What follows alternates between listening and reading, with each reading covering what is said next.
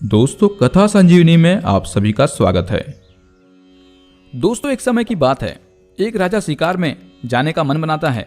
ये राजा अपने सिपाहियों से कहता है कि वो उनके रथ को तैयार कर दे। वो कल शिकार में जाना चाहता है। राजा का आदेश मानते हुए उसके सिपाही राजा के रथ को तैयार कर देते हैं। सुबह होते ही राजा शिकार पर जाने के लिए तैयार हो जाते हैं और अपने रथ पर जाकर बैठ जाते हैं। जब राजा अपने रथ पर बैठते हैं तो देखते हैं कि काफी सारे सिपाही भी उनके साथ शिकार पर जा रहे होते हैं। राजा तुरंत अपने मंत्री को कहते हैं कि उनके साथ कोई भी सिपाही जंगल में नहीं आएगा, वो अकेले ही शिकार पर जाएंगे। मंत्री राजा को समझाने की कोशिश करता है, लेकिन राजा नहीं मानते हैं। जिसके बाद राजा की बात को मानते हुए मंत्री सिपाहियों को राजमहल में ही रोक देते हैं। जंगल में पहुंचकर राजा शिकार की खोज में लग जाते हैं, लेकिन काफी समय तक इंतजार करने के बाद राजा को कोई भी जानवर नहीं दिखाई देता, जिसके चलते राजा जंगल के और अंदर चले जाते हैं। जंगल के अंदर जाकर राजा को एक हिरण दिखाई देती है और राजा उसका पीछा करने लग जाते हैं। हिरण का पीछा करते हुए राजा जंगल में भटक जाते हैं और वापसी का रास्ता भूल जाते हैं। वहीं हिरण का पीछा करते हुए राजा काफी थक भी जाते हैं और अंधेरा होने पर राजा जंगल में ही रुकने का फैसला करते हैं और एक पेड़ के नीचे जाकर सो जाते हैं। वहीं सुबह होते ही राजा को एक तोते की आवाज सुनाई देती है।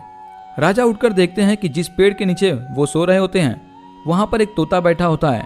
ये तोता बोल रहा होता है कि पकड़ो, राजा आया है, इसे लूट लो। तोते की यह आवाज सुनते ही काफी सारे डकैत आ जाते हैं। डकैतों को देखकर राजा डर जाते हैं और तुरंत वहां से भाग जाते हैं। अब राजा एक नदी के पास पहुंचते हैं। थका होने के कारण राजा पेड़ के नीचे बैठ जाते हैं। तभी राजा को एक और तोते की आवाज सुनाई देती है। ये तोता कहता है, देखो, राजा आया है, राजा, इनकी सेवा करो, इनके लिए पानी लाओ। तोते की आवाज सुनते ही कुछ संत आते हैं और राजा को पीने के लिए पानी देते हैं। राजा संतों का शुक्रिया अदा करते हैं और उन्हें कहते हैं कि वो जंगल में खो गए हैं, कृपया उनकी मदद करें। संत राजा को अपने आश्रम में ले जाते हैं। आश्रम में पहुंचकर राजा संत को पूरी कहानी बताते हैं और कहते हैं, मैं काफी हैरान हूं, क्योंकि एक तोते ने मेरी जान लेने की कोशिश की, जबकि एक तोते ने मेरी जान बचाई। राजा संत से पूछते हैं कि इन दोनों तोतों में इतना अंतर कैसे है। तब संत राजा को बताते हैं कि जिस तोते ने उनको पकड़वाने की कोशिश की वो डकैतों के साथ रहता है। डकैतों की संगत में रहकर वो ऐसा हो गया है। उस तोते पर डकैतों का असर पड़ गया है। जो डकैतों की सोच है वो उस तोते में आ गई है। वहीं जिस तोते ने तुम्हारी सेवा करने की बात कही वो इस आश्रम में रहता है और साधु संतों के प्रवचन सुनता है। साधु संतों के प्रवचन सुनकर ये तोता केवल अच्छी बातें ही बोलता है। जैसी संगत हमारी होती है हम पर वैसा ही असर पड़ता है। अच्छी संगत होने पर व्यक्ति अच्छा इंसान बन जाता है और बुरी संगत होने पर व्यक्ति का मन बुराइयों से भरा होता है। इसलिए यह बेहद जरूरी है कि हम लोगों की संगत एकदम सही हो और हम ऐसे ही लोगों के साथ रहें जिनकी सोच अच्छी हो।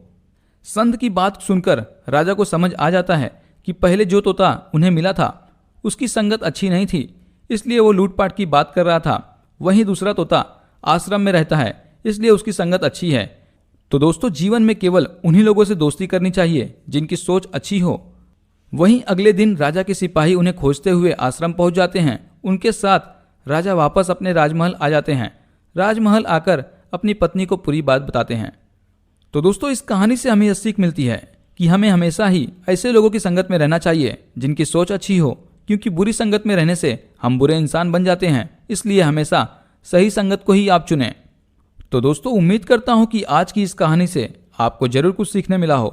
तो दोस्तों, वीडियो को लाइक और शेयर भी अवश्य करें और इसी के साथ कथा संजीवनी इस चैनल को सब्सक्राइब कर घंटी के बटन को भी अवश्य दबाएं। तो मिलते हैं अगले किसी बेहतरीन कहानी के साथ। तब तक के लिए आप सभी का धन्यवाद।